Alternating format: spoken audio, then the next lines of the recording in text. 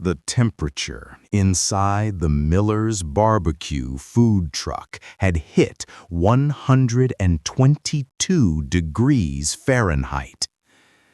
I knew it without looking at the thermometer. I felt it in the way the sweat was pouring down my spine.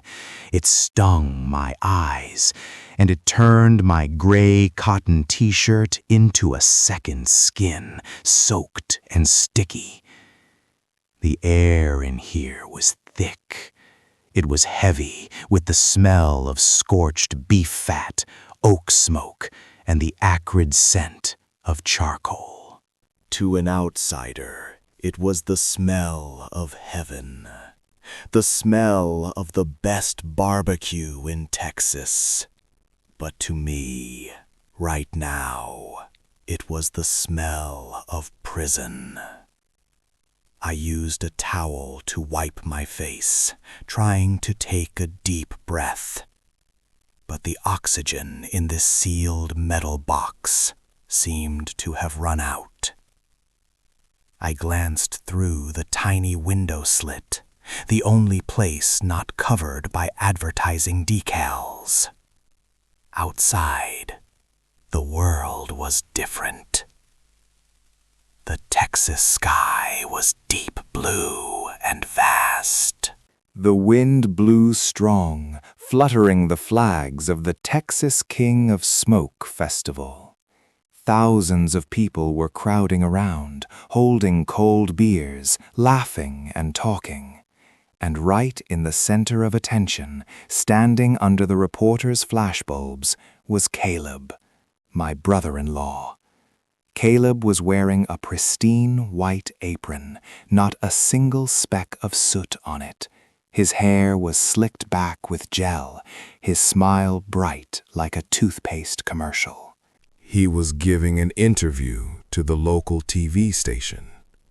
I could hear his voice booming over the PA system, echoing back into the truck. The secret. Oh, it's actually quite simple. It is the spiritual connection between the artisan and the fire. I have stayed up for 3 nights straight to monitor the temperature for these briskets. It is the 3-generation legacy of our Miller family. I laughed. A hoarse, dry laugh in my throat. Stayed up for 3 nights straight. Last night, Caleb was busy partying at a strip club 20 miles away. He only showed up this morning, sprayed with expensive cologne to cover the smell of stale alcohol. The person who actually stayed up for the past 72 hours, the person standing here with dark circles under his eyes and blistered hands from burns, was me. Jack, the useless son-in-law, the unpaid laborer, the mole in the shadows of the Miller family. Beep, beep, beep. The timer alarm shrieked, pulling me back to reality. It was time. I put on the thick, heat-resistant gloves, took a deep breath to prepare myself to face the beast of a smoker. I opened the smoker lid. A cloud of thick, white smoke, fragrant with oak, rushed out, engulfing the cramped space. The heat flared up, hitting my face like dragon's breath. I squinted, looking inside. 6 briskets lay there, shiny black like meteorites. The bark on the outside had reached perfection. Black, crispy, rugged, with the smell of black pepper and sea salt. But inside, I knew inside was a wonder. I gently lifted a piece of meat out. It jiggled. It shook like a block of jelly. That is what the pros call the wobble, the sign of absolute perfection. The fat had completely rendered into every fiber of the meat. The collagen had turned into silky gelatin. I placed it on the cutting board, pulled out my specialized slicing knife. The blade glided through the meat as gently as through hot butter. Thin slices fell down. The pale pink smoke ring appeared clearly, contrasting with the reddish brown of the cooked meat. Juices oozed out, glistening under the old neon light in the truck.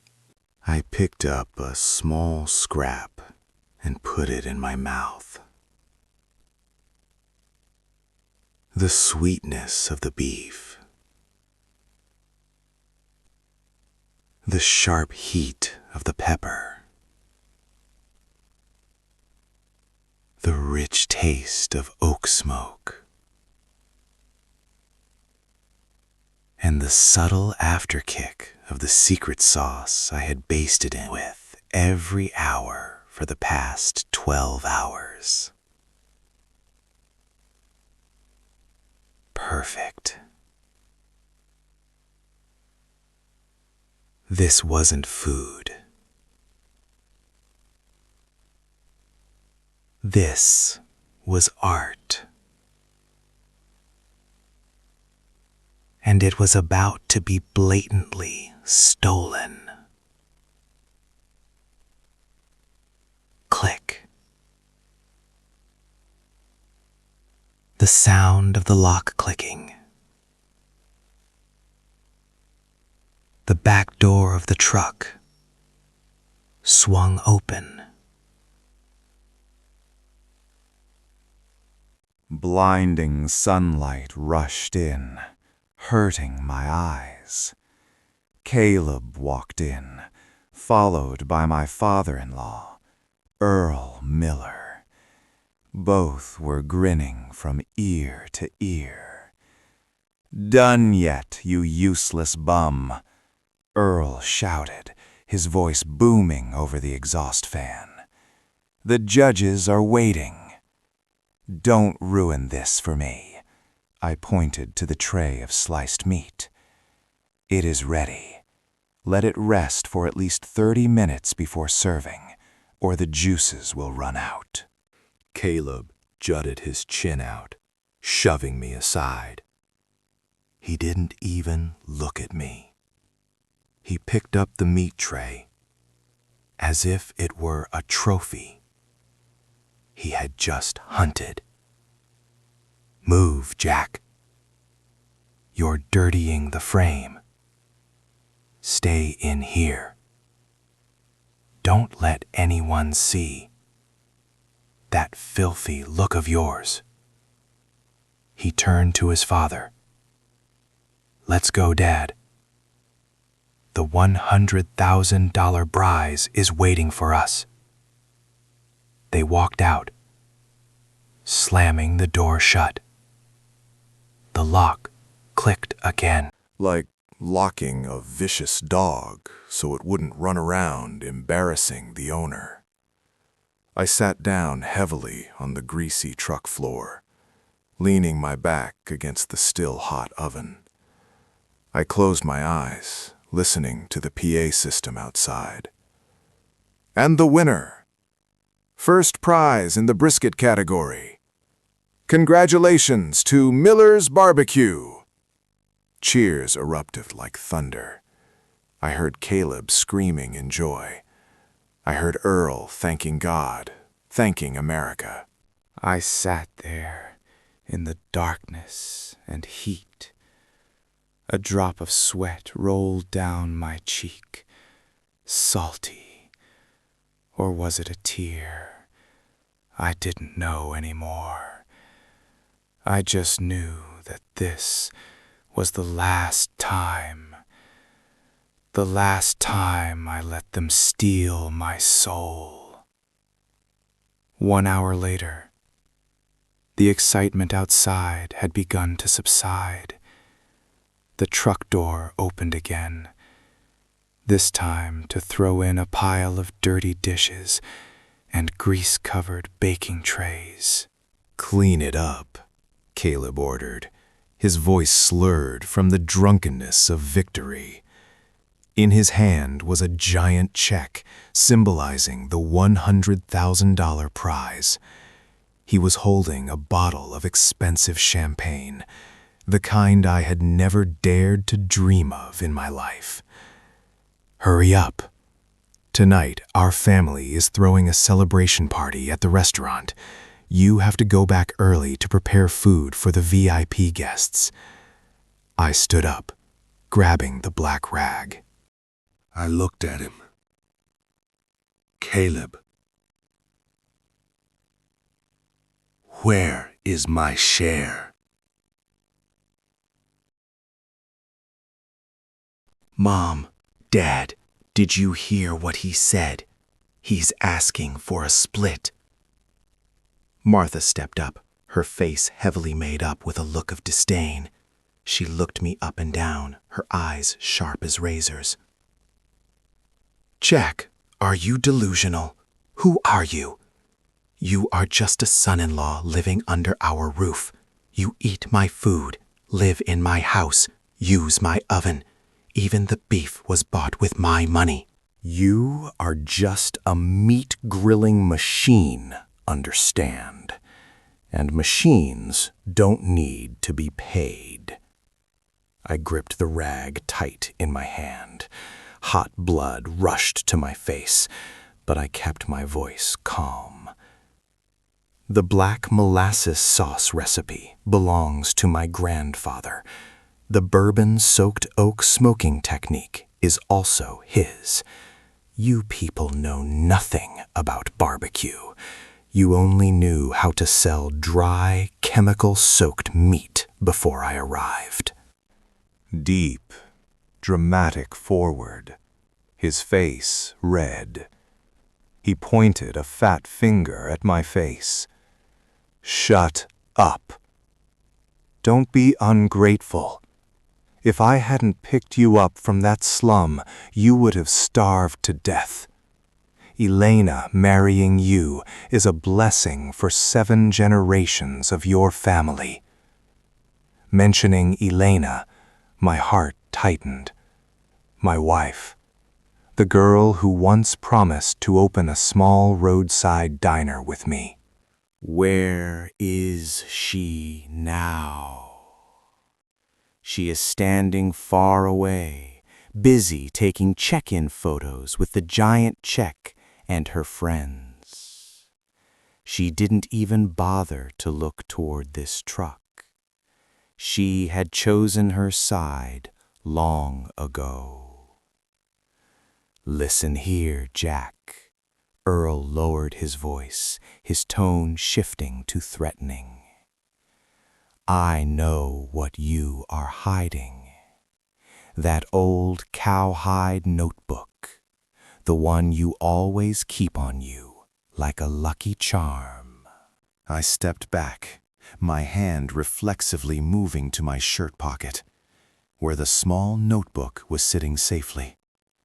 It was all my grandfather left me before dying of lung cancer from inhaling too much charcoal smoke. He didn't leave money. He left knowledge. The mixing ratio of 12 spices for the rub, the exact temperature for each type of wood, and most importantly, the black molasses barbecue sauce formula, the sauce that helped me win today. "Hand it over," Earl ordered. "What?" I asked back, not believing my ears. I said, "Hand over the notebook. Caleb needs it to manage the kitchen when you are away. And to make sure you don't pull any tricks. He pulled a stack of papers from his vest pocket. This is an intellectual property transfer contract. Sign here. You will transfer all cooking recipes to the Miller's BBQ brand. In return, I will reward you with $5,000. $5,000? I smiled faintly. The prize is $100,000, and its brand value is 100 times that. You don't have a choice, son, Martha chimed in. Sign it, and you can continue to stay in my basement. If not, she shrugged, you and your pile of ragged clothes will be thrown out onto the street tonight. And I guarantee, with the Miller family's connections in this town, no restaurant will dare to hire you. You will go back to being a homeless dishwasher. I looked at the 3 greedy faces before me. They looked at me like a dairy cow about to run dry, needing to be milked of the last drops before being sent to the slaughterhouse. They thought they held the upper hand. They thought I was afraid. They thought I needed them. But they were wrong. Fire doesn't just cook meat. Fire forges steel. And I had been in this fire for too long.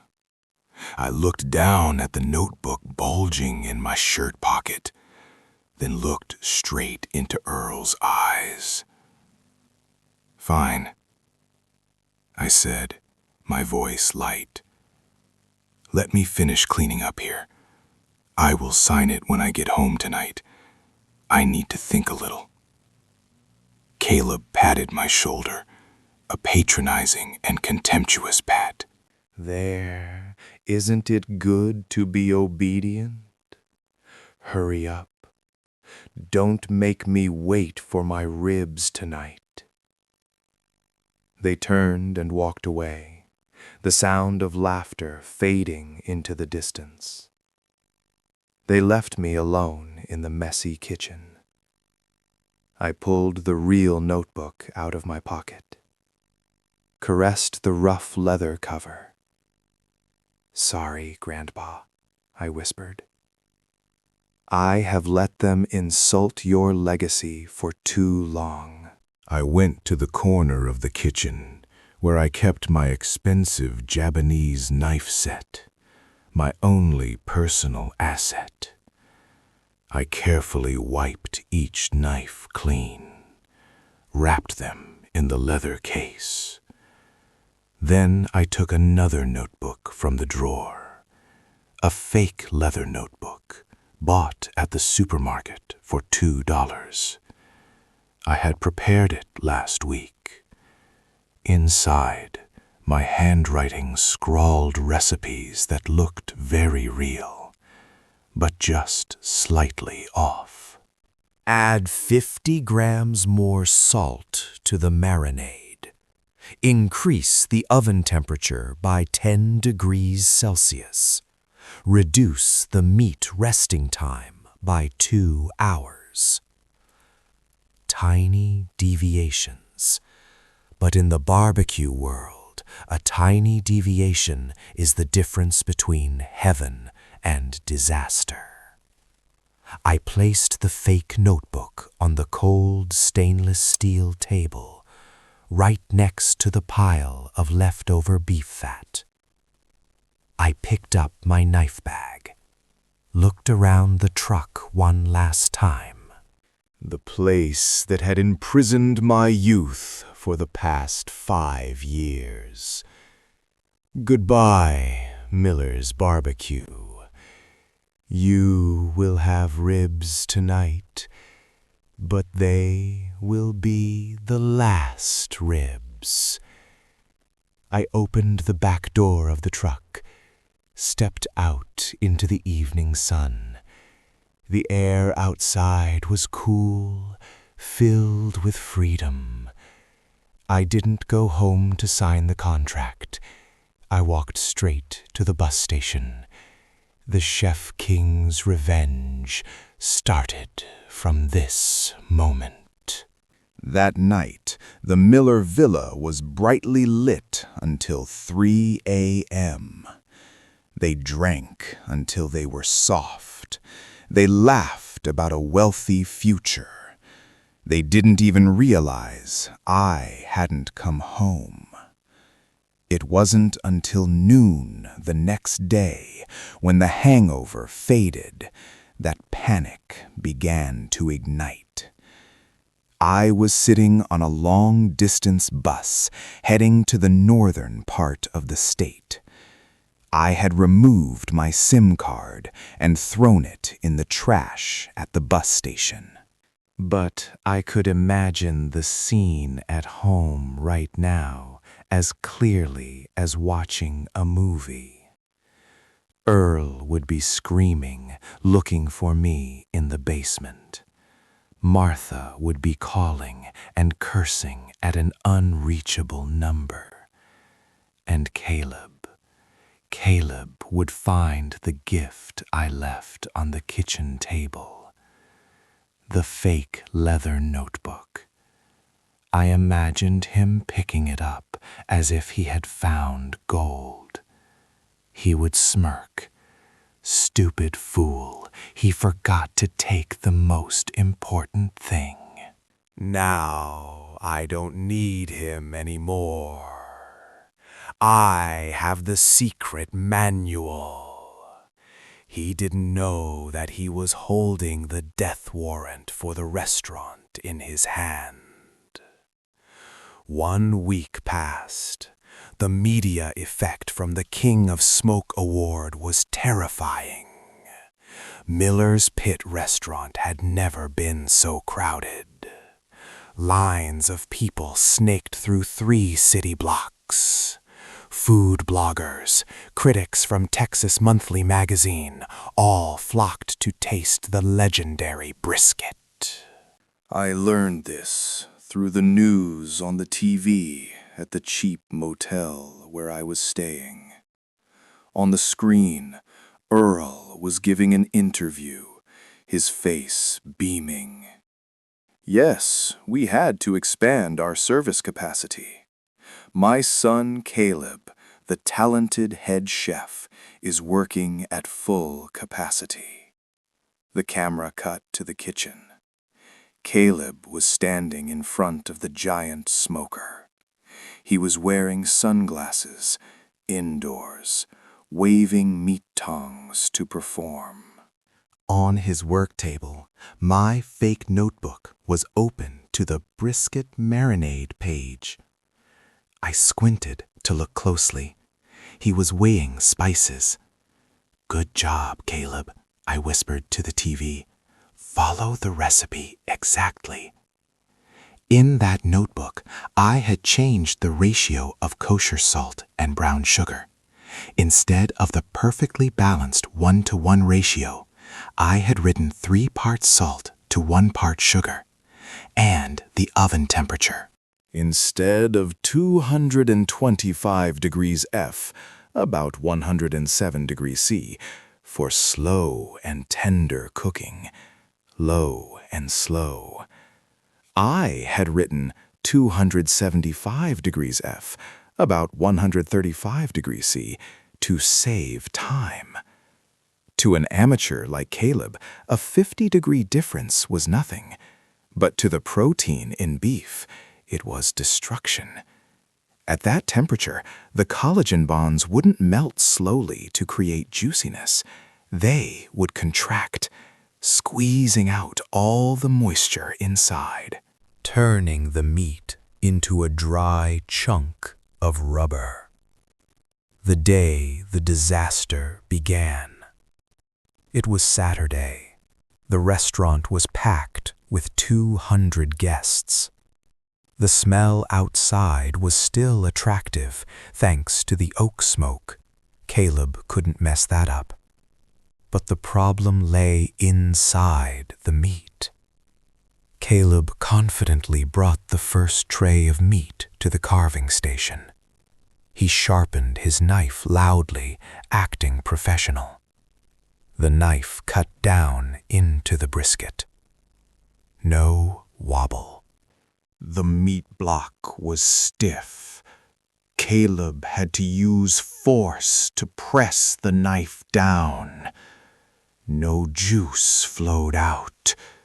The cut surface of the meat was dry and gray instead of moist pink. But Caleb, with his ignorance and arrogance, still didn't notice anything unusual. He thought fast-cooked meat was good. He placed those dry slices on paper plates. Drenched them in industrial barbecue sauce because he hadn't had time to cook the black molasses sauce according to the fake recipe. Bon appetit, he winked at a group of gourmet guests from Austin. This group consisted of 4 people, all members of the Texas Barbecue Association. They looked at the meat plate with suspicion. The oldest man, wearing gold-rimmed glasses, picked up a piece of meat. He pulled it gently. It was tough. It didn't fall apart. He brought it to his nose to smell, then took a small bite. I could imagine his face at that moment. The salty taste of salt rushing to his brain. The meat texture tough as chewing leather shoe soles. And the bitter taste of burnt sugar due to the oven temperature being too high. He spat the meat out into a napkin immediately. "What the hell is this?" he roared. The noise in the restaurant suddenly fell silent. Caleb, who was laughing and talking, suddenly choked. "What?"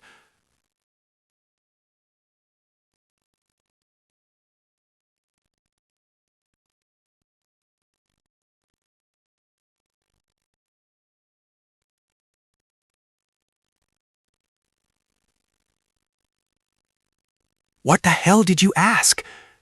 The guest stood up abruptly. "What kind of garbage is this? Is this the first prize brisket? It is as salty as the Dead Sea, and it is as dry as the Sahara Desert." Caleb stammered, his face pale.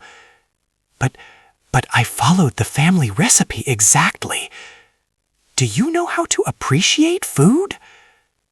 That was his biggest mistake. Arguing with the customer, especially a gourmet customer. Know how to appreciate. The man threw the plate on the floor. I have eaten barbecue all over this America for 40 years. I have never eaten anything this terrible. Give me my money back. Immediately. The domino effect began. Other tables started tasting their portions. Whispers turned into boos. "Mine is salty too. The ribs are undercooked inside. The chicken is burnt black. Fraud. Bait and switch." Martha ran out from the cash register, trying to soothe the situation. "Please calm down, guests. There must be a slight malfunction with the oven today." "Malfunction my foot!" A customer threw a rib on the table. "We drove 3 hours to get here because we believed in that award. Turns out you are a bunch of scammers."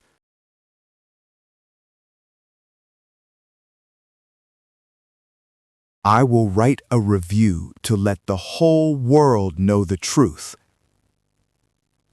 They stormed out in droves, leaving piles of terrible food scattered on the tables, and leaving the Miller family standing frozen in the middle of a storm of outrage. 2 weeks later, the collapse happened faster than I expected. Miller's Pit ratings on Yelp and Google dropped from 4.5 stars to 1.2 stars.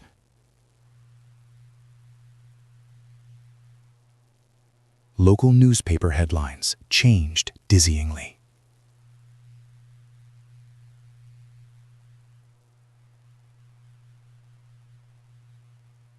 From Texas's new king of smoke to the festival's biggest disappointment. Revenue dropped by 90%. The restaurant was deserted. They tried to call me. I had bought a new burner phone to monitor the situation. Hundreds of missed calls from Elena. Dozens of threatening messages from Earl. Jack, what did you do to the recipe? You changed it, didn't you? Come back immediately and fix this mess. If you come back, I will forgive you. I will pay you a salary. I read the messages and smirked. Now they want to pay a salary. Too late. I was 200 miles away, in a small town called Lockhart, the true barbecue mecca. I didn't apply to big restaurants. I applied as a prep cook at a dilapidated roadside shack, Old Sam's Shack. Old Sam was an old veteran with back pain who couldn't stand grilling for long. The shop was empty, about to close because he didn't have the strength to work anymore. I came and offered, "Let me grill a batch. If you like it, hire me. I don't need a high salary, just a share of the profits." Old Sam looked at me suspiciously, but then nodded. I used his old brick pit. I used local oak wood, and I used my real notebook. The scent wafting from that brick pit that afternoon changed everything. It wasn't just the smell of meat. It was the smell of memory, the smell of sincerity. Truck drivers passing by started to stop. Locals started peeking in. "Smells good, Sam. Did you change the recipe?" Old Sam took a bite of the rib I grilled. He didn't say anything, just teared up. "Jack," he said, his voice trembling, "you are not a chef. You are a wizard." Within just 10 days, Old Sam's Shack went from an empty shop to an underground phenomenon. No advertising signs, no loud marketing, just lines of people queuing from 5 a.m., waiting to buy meat. Word spread far, and that rumor finally reached the ears of one person, Gordon Ramsay, or an equivalent character, the head judge of the competition. He was on a field trip to find out why the champion Miller went downhill so fast and why an unknown roadside shack was skyrocketing. He walked into Sam's shop on a scorching noon, wearing a cap covering half his face so no one would recognize him. He ordered a Texas Trinity portion, brisket, ribs, sausage. I stood in the kitchen, looking through the shabby window slit. I recognized him immediately. My heart pounded. This was the chance, or the end if he discovered I was the runaway. I took a deep breath, sliced the most beautiful slices of meat, drizzled a spoonful of real black molasses sauce, not the industrial kind, and personally brought it to his table. I placed the tray down. "Here you go, sir." Gordon looked at the meat. His eyes lit up. He didn't eat right away. He leaned down to smell. The familiar scent made him pause. He looked up, staring straight into my eyes, the sharp gaze of a top expert.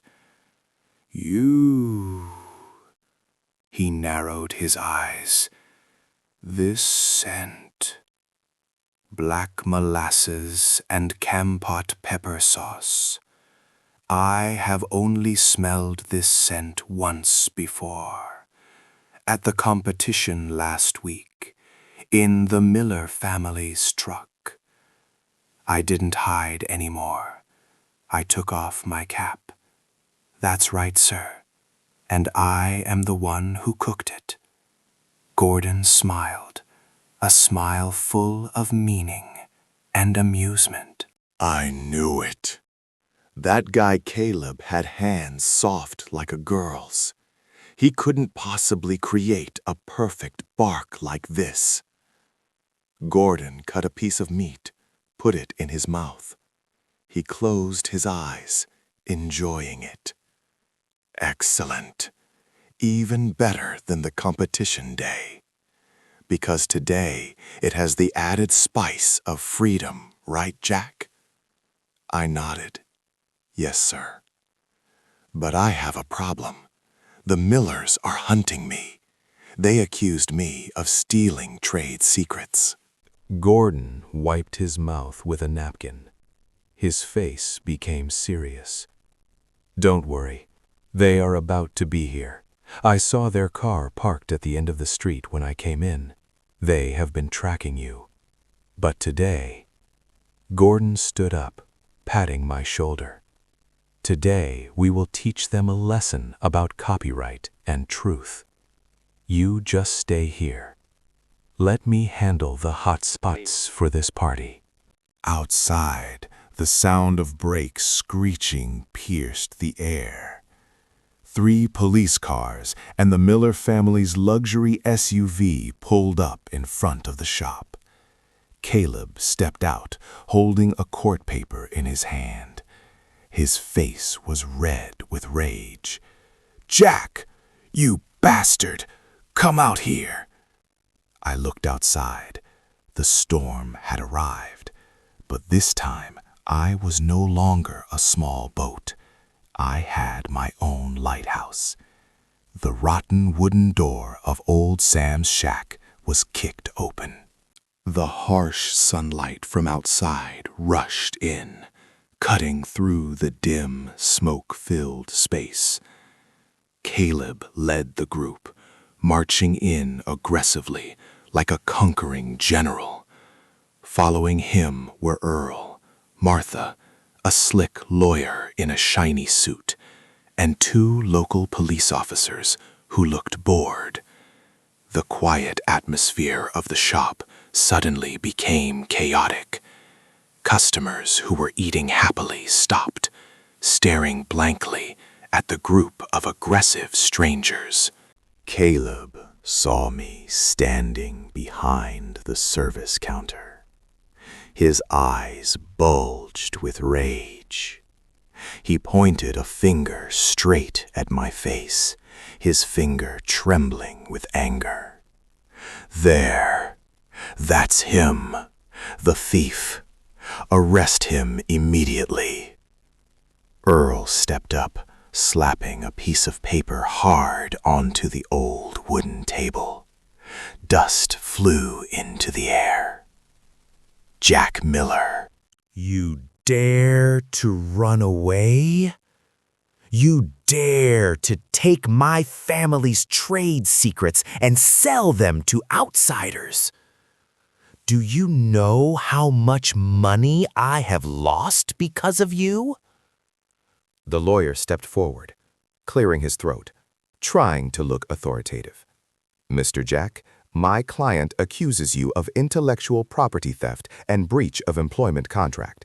We have a court order requiring you to cease all cooking operations immediately. And you must compensate for the revenue loss over the past 2 weeks, estimated at about $50,000.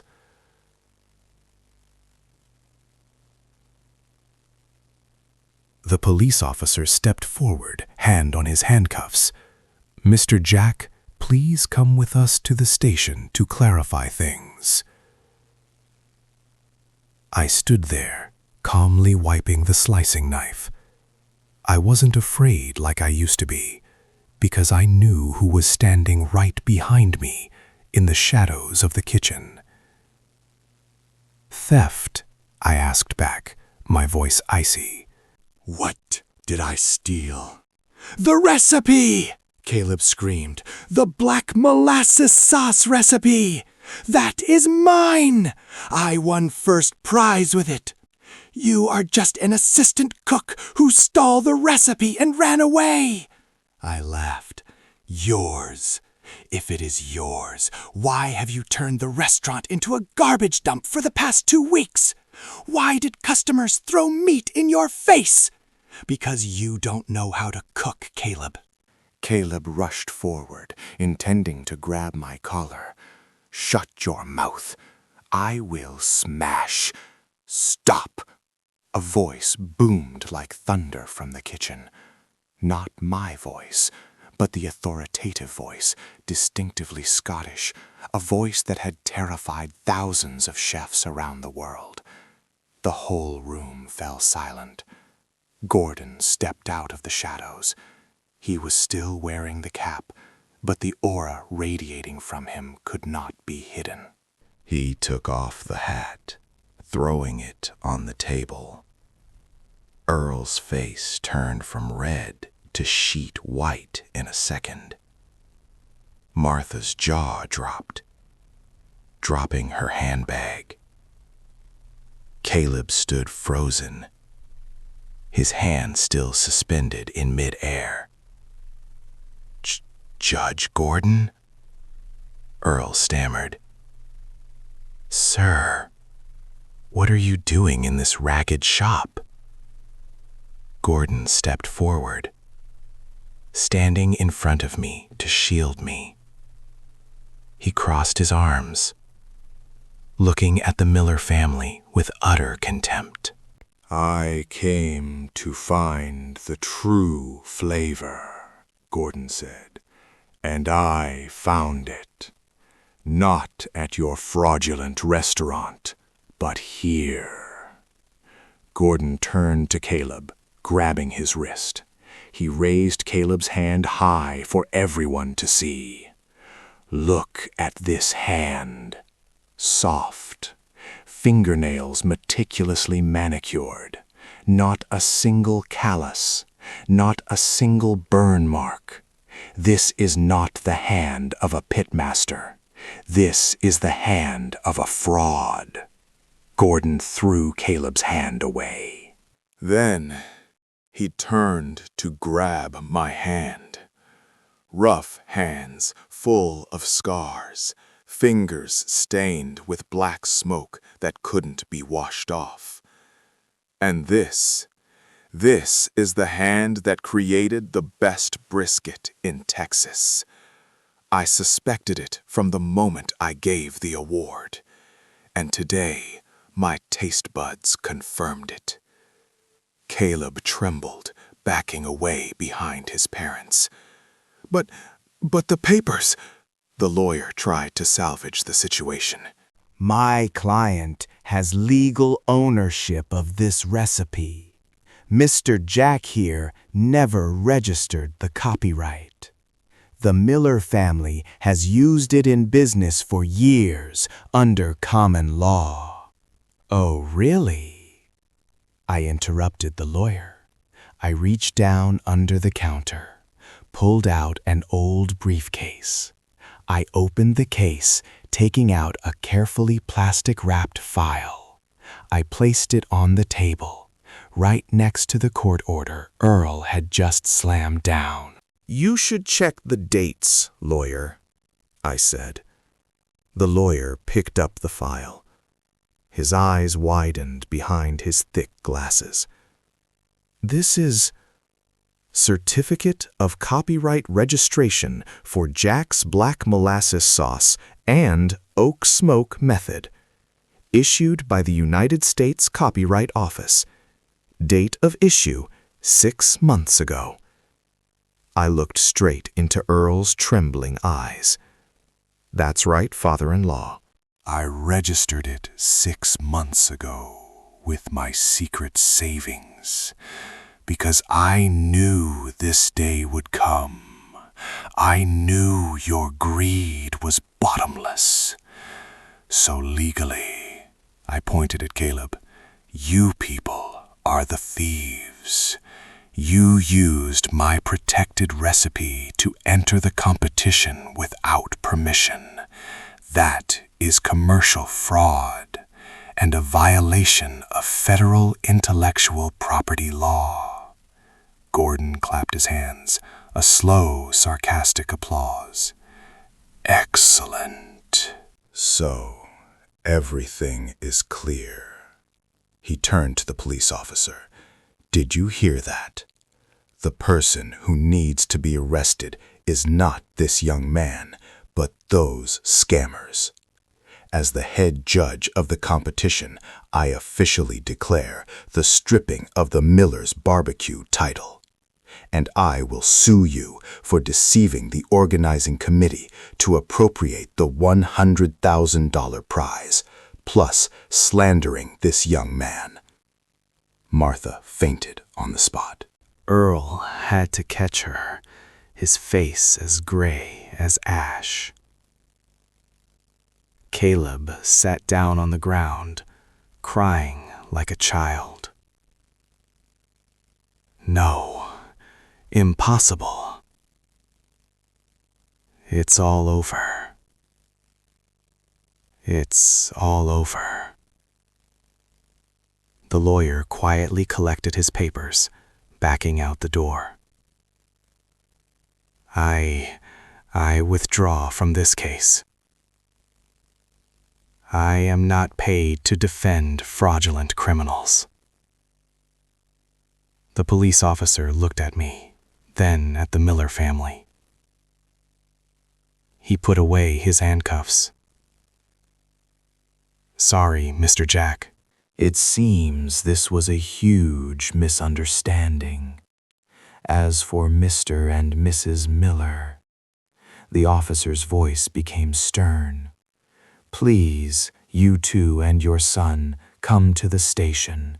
We need to talk about the fraud regarding that $100,000 prize."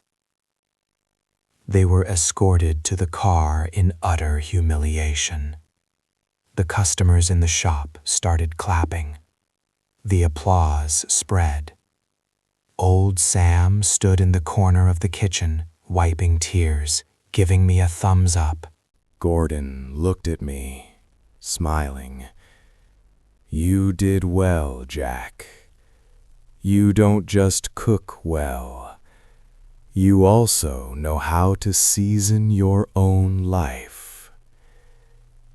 6 months later, the town of Lockhart had changed. The Miller's Pit restaurant of the past was now just an abandoned building, windows broken, sign hanging loosely. "Police do not cross" tape was strung all over the front door. The lawsuits took everything from them.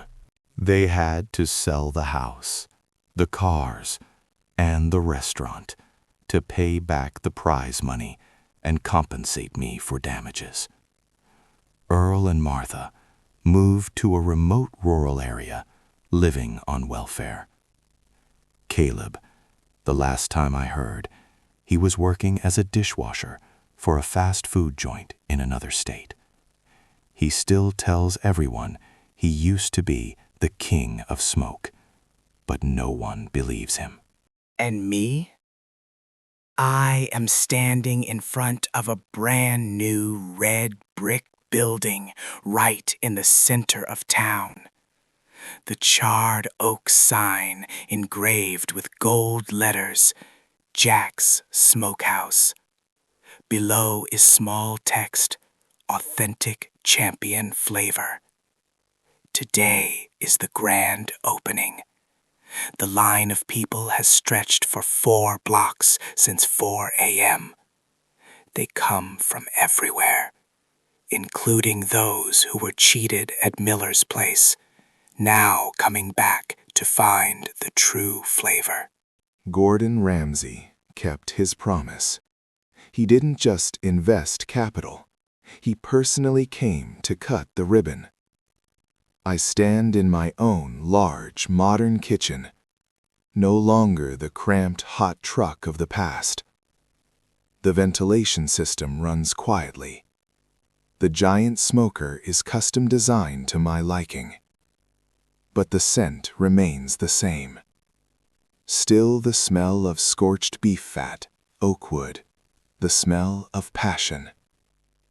I open the oven lid. The heat rushes into my face, but this time it doesn't bother me. It excites me. I take out the first brisket of the opening day. It jiggles. Perfect. The wobble. I place it on the cutting board. Next to me, Elena. No, not Elena. I divorced her right after the lawsuit. Next to me is Sarah, Sam's granddaughter, a hard-working girl who truly loves cooking. She smiles at me, holding a serving plate ready. Ready, chef? I smile. A bright, free, and proud smile, always ready. I cut the first slice. Juices ooze out. I look through the glass window, see Gordon giving a thumbs up from the VIP table, see the customers eagerly waiting. I realize one thing. Fire tests gold. Smoke tests people. Imposters will eventually vanish like smoke. Only the true artisan, with a heart as hot as glowing coals, can create a masterpiece. I ring the service bell. Order up. Bring it out for the world to taste the flavor of truth.